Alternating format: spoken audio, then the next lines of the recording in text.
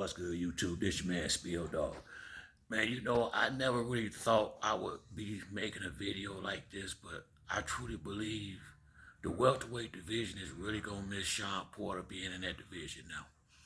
They really are. Shawn Porter might not have been the best fighter, but he was the most honest and the realest competitor in that probably in that division. You know, uh, him and Spence, I would put them on the same level as far as competitive spirit and heart. Shawn Porter kept the division honest because he was that guy that would step up, who was an A caliber fighter and fight any of them dudes. Any of them dudes. Shawn Porter, he fought Ugas, he fought Danny, he fought Keith, he fought Errol, he fought Bud, he fought Kell Brook, he fought all the best. Devin Alexander when he was still a good fighter. Shawn Porter was a real true warrior in the ring, and he pushed himself. He wanted to see what type of fighter he was.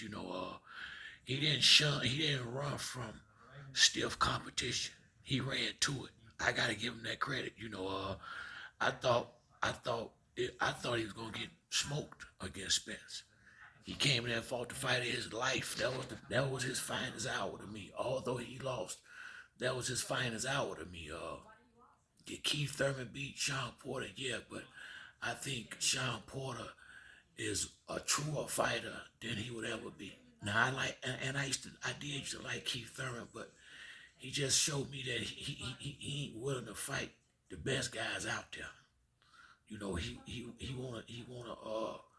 kind of wanna pick and choose who he be in the ring with. Cause he could have had that fight with Spence. And he didn't. And then he laid down to Pacquiao. In my opinion, I felt like he didn't come in there 100%, or definitely started late. In that fight, it just seemed like he wasn't there that night to me.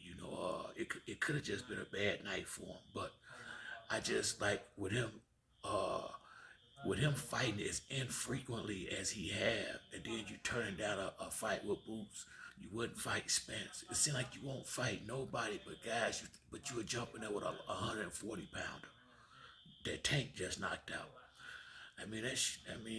But like I say, I ain't gonna hate on nobody. If you can get millions of dollars to just fight people that you know you can beat, I can't get mad at you for that. I really can't. I can't fault you for that. I really can't. And if these commissioners and shit gonna let, we basically paying to watch sparring matches to some degree. We ain't getting the fights cause the dudes who they ain't sure they can beat, they won't fight them. Most of these guys, Shawn Porter wasn't like that. Shawn Porter fought all of them. I got to respect him for that. And you know what? I truly hope he make it to the Hall of Fame somehow. I really do. With the crop of fighters that we done had out here in his generation, he was he put me in the mind of Sugar Shane Mosley to some degree. Guys that really wanted to see if they, that pushed themselves. That wasn't afraid to come up short. Don't get me wrong, you can't make a career losing, but certain people ain't gonna hurt you to lose to.